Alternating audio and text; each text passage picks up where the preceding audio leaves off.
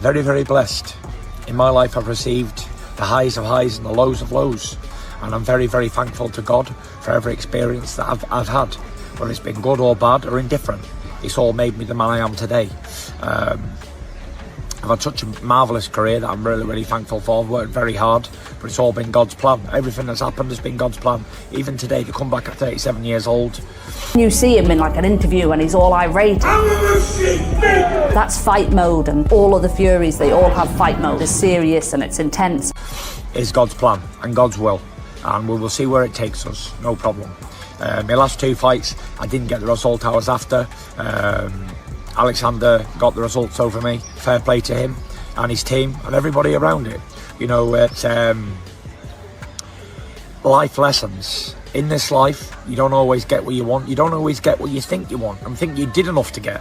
However, that's where it stays. You don't hear me crying and moaning about, oh my God, he cheated. At the time, I was very, very hurt by that. And I was thinking, what's gone on here? Like, how has this happened to me, God? And I realised that everything's God's plan and God's timing.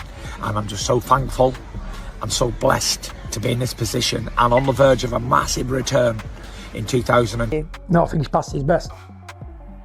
I'm a no-filter kind of guy. I love my son, but there's too many people patting him on the back and telling him he's Tarzan when he's not Tarzan. He's been gone Tyson since the Deontay Wilder fights. It's finished Wilder completely. Done him. He's not got a leg underneath him. Enough respect to say, you know what? My dad could be right. Is that repairable, John, Yeah. that relationship? I don't know. Bless! There's no fighting. No fighting, Huey. No fighting, James. And no fighting, Jay. And most of all, Tyson, I think, used his dad to keep him involved and as a infiltrator, you know, someone that can shout and scream and cause a bit of chaos and unrest, you know. And I think like he doesn't need that in this fight, so he might make a U-turn. Bollocks, the lot of it. Same squad, same bullshit. You're not a part of this training camp, are you? No, not at all. Yeah. I don't want it. I said, if you have him, that sugar, I'm no filter.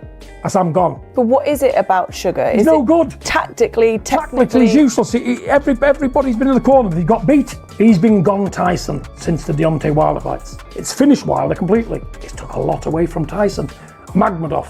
This is a problem. I'm the first one to say it, because all them out there, they don't pay enough attention to detail, Spencer. It's a high-risk fight for him, this, isn't it? It's not what I'd have done. Look at Usyk. Usyk's saying, I'm 39-year-old. Want an easy time. He's picked. The Fury family is done. Completely done. Tyson Fury just dropped a bombshell statement saying his own father John Fury is treating him like an enemy, and this isn't some temporary spat or misunderstanding. This is a full-blown war between father and son that's tearing apart one of boxing's most famous families. And here's what's wild, this fallout is happening just months before Tyson's massive comeback fight. The timing couldn't be worse, or maybe it's exactly what Fury needs to fuel his fire. I'm getting well paid for Rico, keeping my name out there. It's an easy fight. Even if Tyson wins this, it's 12 rounds. But here's where it gets absolutely insane. Tyson Fury isn't just angry about this situation, he's deeply hurt and confused by his father's behavior. In his own words, he's questioning what the hell happened to their relationship. But instead of letting this destroy him, Fury is doing something that shows exactly why he's a champion. He's turning all that pain and confusion into pure focus, calling it God's plan, and channeling every ounce of hurt into preparation for what he's calling a massive 2026 comeback. This isn't just about boxing anymore. This is about a man who's been betrayed by the person who built his career, and he's using that betrayal as fuel to prove he doesn't need anyone. But he's saying that Tyson isn't himself anymore. And I tend to agree with John Fury. He's certainly not at his best anymore. I mean, how could he be after everything he's been through and stuff like that? So I tend to agree with that, right? But he was saying words to the effect of that the Wilder trilogies. And get this, John Fury is firing back hard. He's reminding everyone that he built Tyson's entire career from the ground up, and now he feels completely disrespected and thrown away like garbage. John is openly questioning whether their broken relationship can ever be fixed, and the raw emotion in his voice tells you everything you need to know about how deep this rift goes. This isn't just some media drama or publicity stunt. This is a father who feels abandoned by the son he sacrificed everything for. The tension behind the scenes is so thick you could cut it with a knife, and it's exposing personal battles that make anything happening in the ring look tame by comparison. You can't show your father respect when it's needed. Keep going. I don't need you.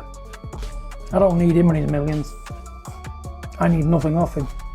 I wish him well, but he's put those people before me, his blood father.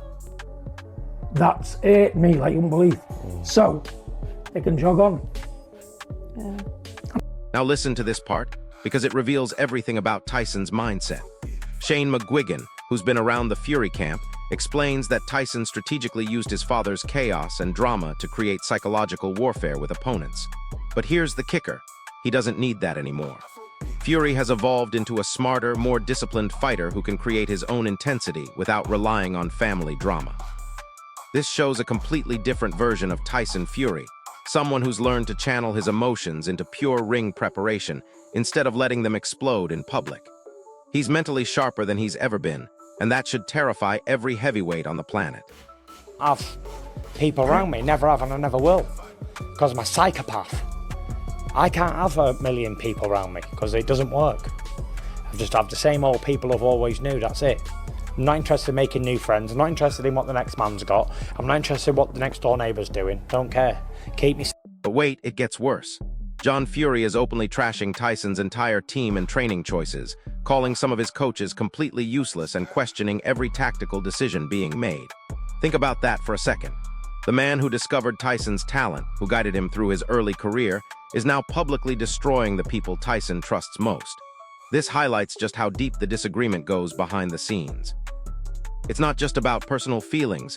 John fundamentally disagrees with how Tyson is preparing for his comeback. Yet despite all this chaos swirling around him, Tyson remains laser-focused on his training camp and refuses to let personal disputes derail his preparation. You repair them in private, not in the public domain. John, on the times that I've met John, I found him to be engaging and charming. But there's other times when I've seen him whether it's an act, created or whatever, it's boorish, it's unpalatable, it's unpleasant. When you headbutt Ukrainians in front of Saudi royalty and behave yourself in a way that's not particularly appetizing, you get judged by it. So, with due respect to the fact it's a scoop for these guys, I'm not hugely interested in John Fury's. Here's what's absolutely wild about this whole situation. Liam Go actually agrees with John Fury's assessment that Tyson might not be at his physical peak anymore. But here's what everyone's missing: experience and ring IQ can't be taught, and they don't disappear with age. Tyson's comeback isn't just about physical conditioning. It's about mental warfare, and all this personal drama is only making him more dangerous and unpredictable.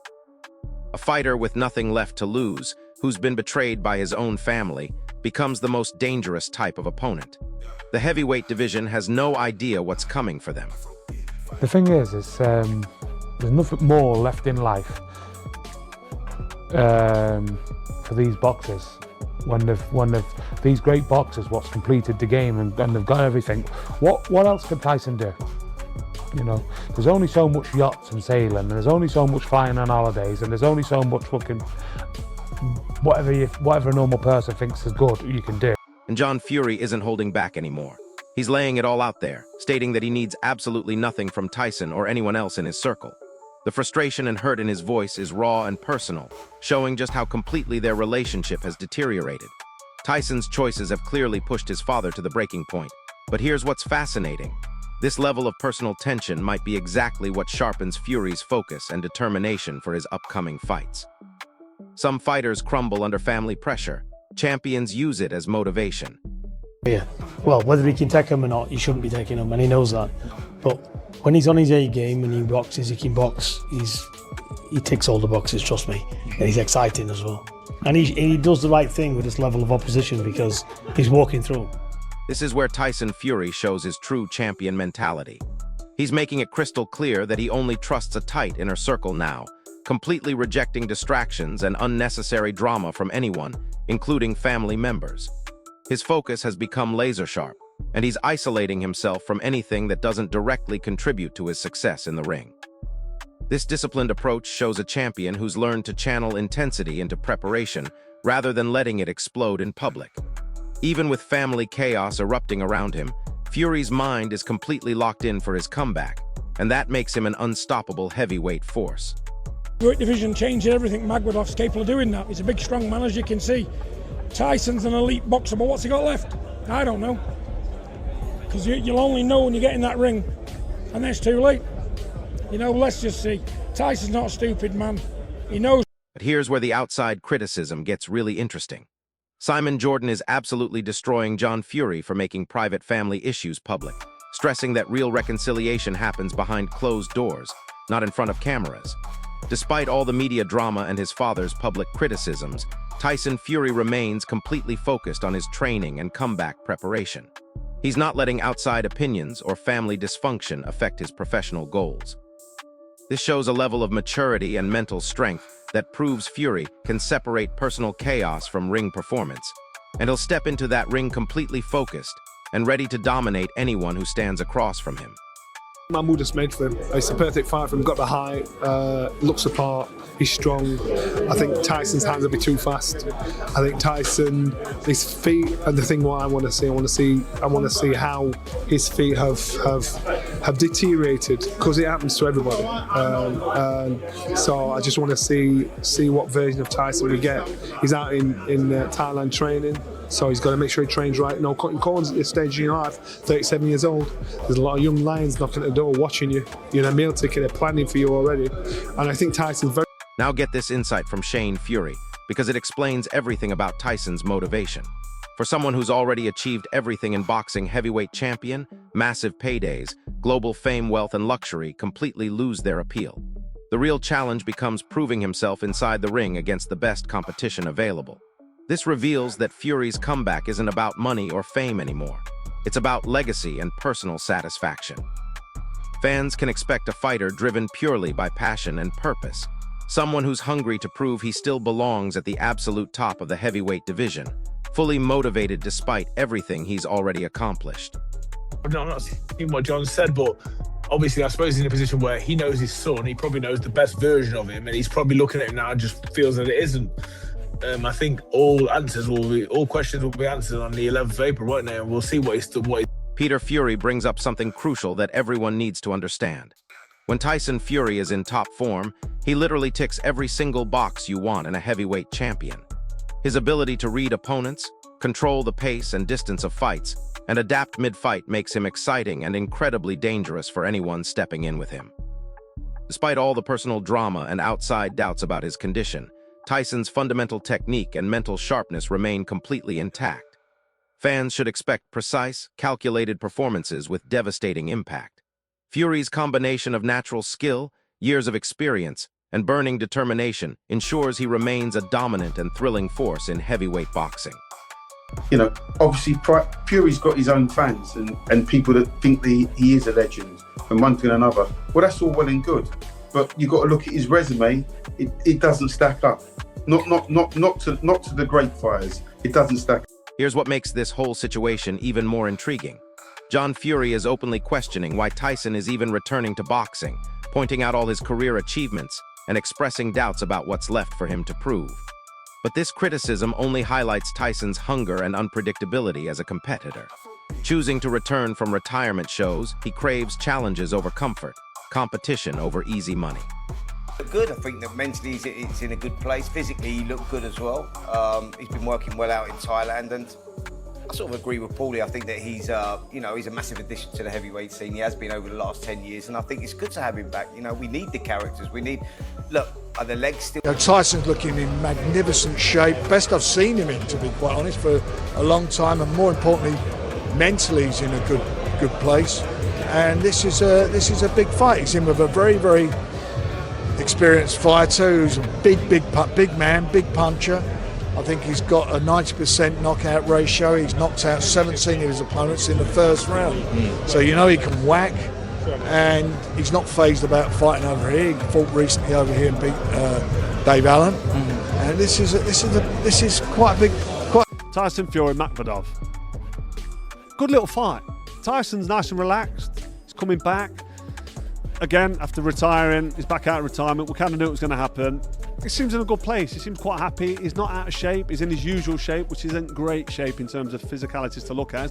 He's not good on the optics, but you know he's in shape because he's not 28 stone. He's probably looking about 18 and a half stone-ish, and he's in the gym. I don't think he ever really came out of the gym. He said he's been training twice a day since an. And Tyson Fury has been out of the ring for well over a year now. By the time he gets back in the ring on April the 11th, he will have been out of the ring for well over a year. You're probably talking close to 15, 16 months. It's a long time, especially for someone who is more of a mover, more a boxer. It's not like a pressure fighter who can just